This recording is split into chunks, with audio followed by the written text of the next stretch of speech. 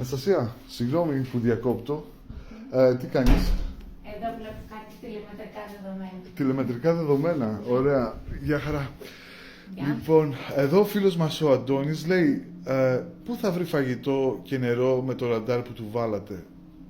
Πιστεύεις ότι έχει δίκιο, θα δυσκολευτεί ή όχι?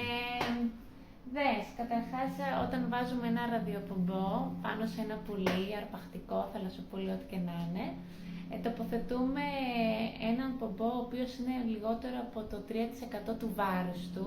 Αυτό έχει μελετηθεί και έχει δειχθεί ότι δεν επηρεάζει καθόλου την πτήση του, την ισορροπία του σώματος κατά την πτήση και έτσι είναι σαν να μην φοράει τίποτα πάνω του, δεν τον επηρεάζει. Οπότε μπορεί να εκτελέσει όλες τις λειτουργίες του και να ψάξει για τροφή και τα λοιπά, χωρίς καθόλου να τον επηρεάζει αυτό. Ωραία. Αυτό είναι, τι θετικά όμως μπορεί να έχουμε από το πομπό? Τι πληροφορίες μας δίνει?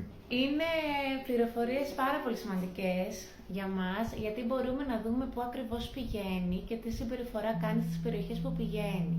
Για παράδειγμα, μπορούμε να δούμε ότι συγκεκριμένα στο Βρετός πηγαίνει π.χ. σε μια περιοχή της Μεσαράς, για παράδειγμα, και ψάχνει τροφή.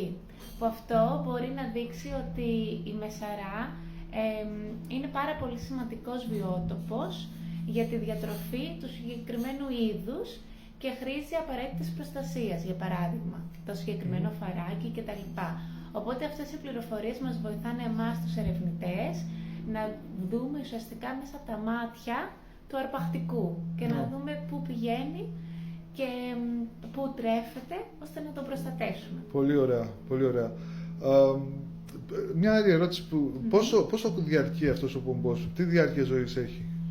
Μπορεί να κρατήσει και στα αρπακτικά ειδικά, μπορεί να κρατήσει και χρόνια, 2 χρόνια π.χ. Στο σπιζετό μπορεί να έχει κρατήσει 2 χρόνια. Είναι αναλόγως στον τρόπο πρόσδεσης του πομπού. Στα αρπακτικά το κάνουμε με ένα μικρό έτσι τεφλόν, ώστε να έχει μεγάλη χρονική διάρκεια για να δούμε σε ποιες περιοχές της Κρήτης πηγαίνει. Ναι, να συλλέξουμε όσο περισσότερα δεδομένα. Ναι. Ακριβώς. Πολύ ωραία. Ευχαριστούμε πάρα πολύ, Αναστασία. Να είσαι καλά. Ευχαριστώ και εγώ.